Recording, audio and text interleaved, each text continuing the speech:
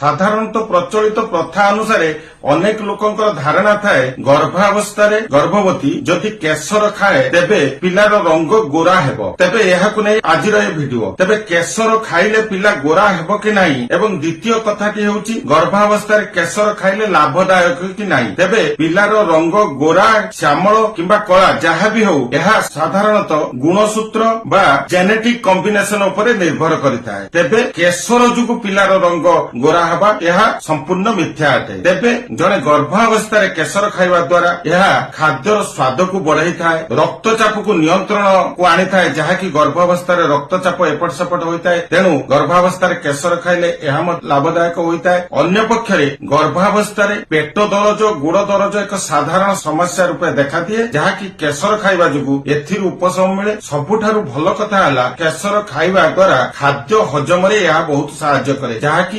ଗର୍ଭାବସ୍ଥାରେ ଅନେକ ମହିଳାଙ୍କୁ ଏସିଡିଟି ବା ଖାଦ୍ୟ ବଦହଜମି ହେବାର ସ୍ୱାସ୍ଥ୍ୟ ସମସ୍ୟା ଥାଏ। ତେବେ ଗର୍ଭାବସ୍ଥାରେ କେଶର ଖାଇବା ଲାଭଦାୟକ, ମାତ୍ର କେଶର ଯୋଗୁଁ ପିଲା ଗୋରା ହେବ ଏ କଥା ମିଥ୍ୟା।